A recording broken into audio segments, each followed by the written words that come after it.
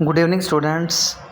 आज हम टॉपिक को आगे बढ़ाते हैं। आज हम स्टडी करेंगे केमिकल इक्वेशन के बारे में। कल हमने पढ़ा था केमिकल रिएक्शन। सभी स्टूडेंट केमिकल रिएक्शन की डेफिनेशन कमेंट बॉक्स में लिखेंगे। तो केमिकल इक्वेशन की अगर बात करें, केमिकल इक्वेशन में रिएक्टेंट और प्रोडक्ट्स के बारे में बात करेंगे। रिएक्टेंट क्या होते हैं? ऐसे सब्सटेंसेस जो किसी भी केमिकल रिएक्शन में पार्टिसिपेट करते हैं उन्हें रिएक्टेंट कहा जाता है। और ऐसे सब्सटेंस जो बनते हैं, मिनटों से नए सब्सटेंस बनते हैं किसी भी केमिकल रिएक्शन में, उन्हें प्रोडक्ट कहा जाता है। जैसे 2H2 + O2, this will gives 2H2O। तो लेफ़्ट साइड में रिएक्टेंट लिखे जाते हैं, राइट साइड में प्रोडक्ट लिखे जाते हैं। एरो बीच में लगा दिया जाता है। एरो का मतलब होता है reactants are converted into products. Single arrow indicates the direction in which the reaction proceeds and a double arrow indicates a reversible reaction, that is the product recombined to form the reactant.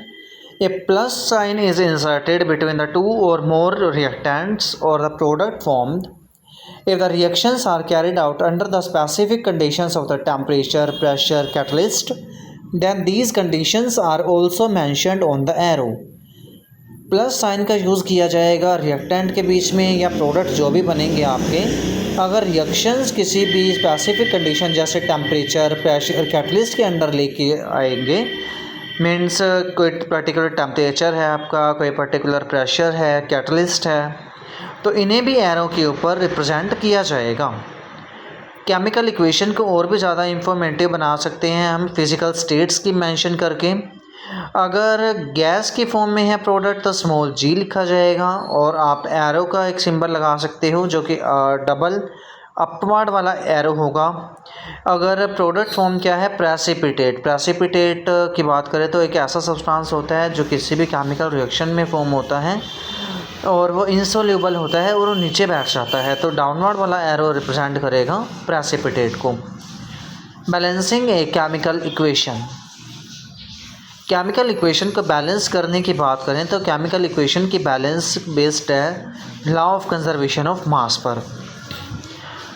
Her student law of conservation मास की definition मुझे comment box में लिखकर बताएगा।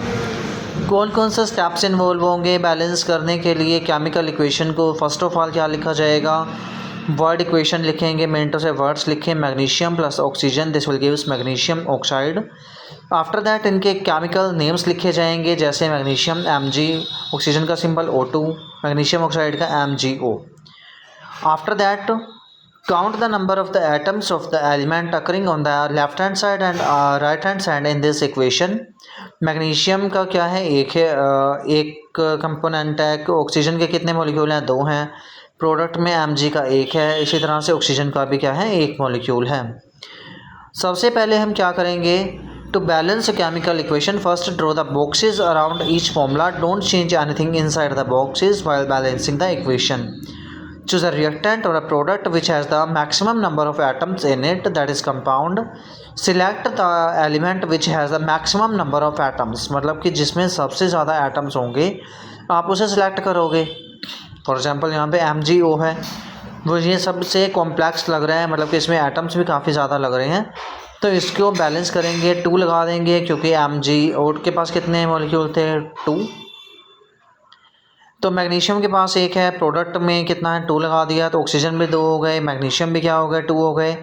Finally reactant को भी balance करना है आपको, तो Mg के आगे भी आप क्या लगा दोगे? 2 लगा दोगे। इस टाइप से 2Mg + O2, इसको हीट किया जाएगा तो 2MgO बनेगा। फिजिकल स्टेट्स लिखी जा सकती हैं, मैग्नीशियम के ब्रैकेट में सॉलिड, O2 के ब्रैकेट में गैस, MgO के ब्रैकेट में सॉलिड लगाया जा सकता है। इस टाइप से आप बैलेंस कर सकते हो। आई होप कि आप पूरी बैलेंसिंग को अच्छे से समझ गए हो। तो फिर बैलेंसिंग के लिए कुछ इक्वेशंस मैं आपको प्रोवाइड करवा देता हूँ। मैं बता देता हूँ आपको कौन कौन सी बैलेंस करके देखनी है, ट्राई कौन सी इक्वेशंस को करना है। ये कुछ इक्वेशंस दी गई हैं। Balance the following equations: BaCl2 + H2SO4, this will gives BaSO4 + HCl। Second equation is CH4 plus O2. This will give CO2 plus H2O. Third equation is FeSO4. This will give Fe2O3 plus SO2 plus SO3. Fourth equation is PbNO3 whole twice. It will give PbO plus NO2 plus O2. And the last one is KClO3. This will give KCl plus O2. इन सभी equations को आप balance करके देखोगे। In case किसी भी बच्चे को किसी भी इक्वेशन में कोई डाउट है वो बच्चा मुझसे कमेंट सेक्शन में पूछ सकता है।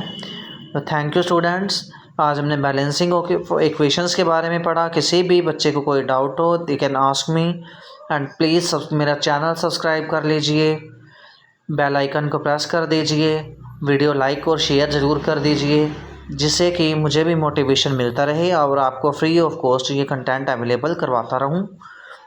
Thanks a lot.